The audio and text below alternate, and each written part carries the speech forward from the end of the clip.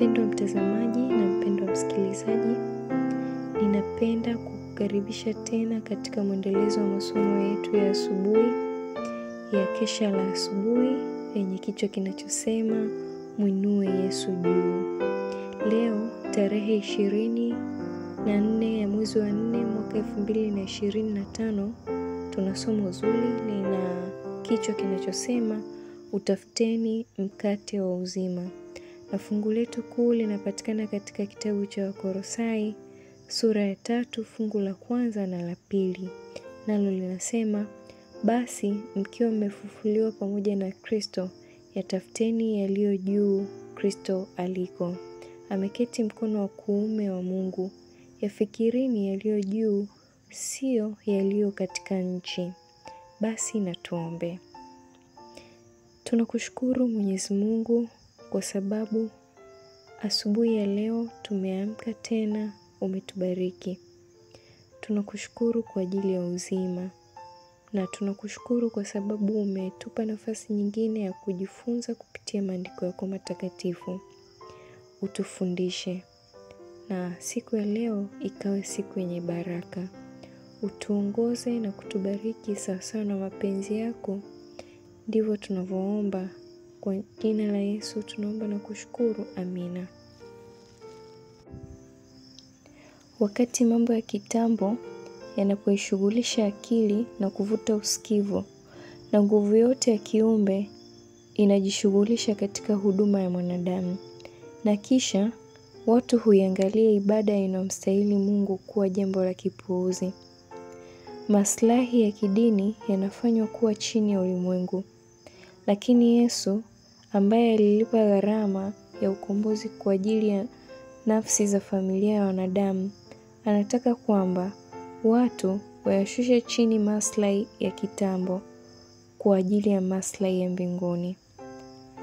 Angewataka wakome kujihusisha katika kuhodhi hazina za dunia, katika kutumia hela na mambo ya anasa, na katika kujilimbikizia vitu vyote ambavyo hawavihitaji.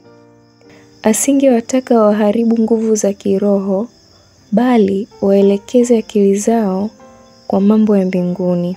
Anasisitiza kwamba wanadamu wanalazimika kuwa na maombi endelevu na ya bidii zaidi kwa ajili ya mkate wa uzima kuliko mkate ambao ni wa kupita. Anasema, msikitendee kazi chakula chenye kuharibika, bali chakula kidumucho hata uzima wa milele, ambacho Mwana wa Adamu atawapa, kwa sababu huyo ndiye aliyetiwa muhuri na Baba, yaani Mungu. Ni neno la Mungu ambalo ni la muhimu kwa ajili ya ukuaji wetu wa kiroho. Roho ndiyo itiayo uzima. Mwili haufai kitu. Maneno hayo niliyowaambia ni ya roho, tena ni uzima. Wale ambao ni watendaji wa neno la Yesu wataileta mbingu maishani mwao. Yesu Kristo ni mkombozi wetu, mmiliki wetu, na anafurahia sana tunapokuwa na amani katika dunia hii. Anatafuta kuwasilisha mbele yetu vivutio vya mbinguni. Kwa maana mahali hazina ilipo, hapo moyo utakuwepo pia. Kuweka hazina mbinguni ni kutumia uwezo tuliopewa na Mungu katika kupata mbinu na mvuto ambao unaweza kutumiwa kwa ajili ya utukufu wa Mungu.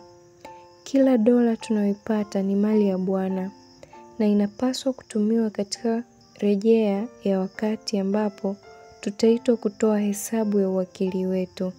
Hakuna mtu miongoni mwetu atakayeweza kukwepa utoaji wa hesabu ujao.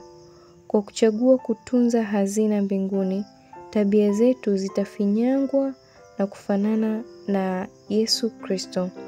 Ulimwengu utaona kwamba tumaini na mipango yetu imefanywa kwa kurejelea maendeleo ya ukweli na wokovu wa roho zinazoangamia. Wataona kuwa Kristo Yesu ni yote katika yote kwa wale wampendao yeye.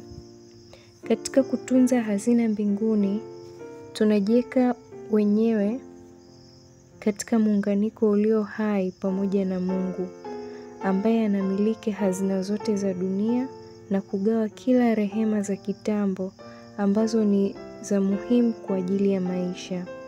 Kila nafsi inaweza kupata urithi wa milele.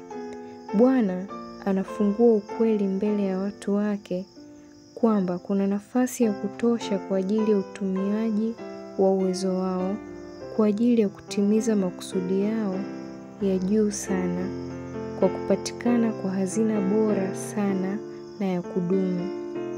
Wanaweza kuweka hazina mahali ambapo sio moto wala mafuriko au aina yoyote ya maafa inaweza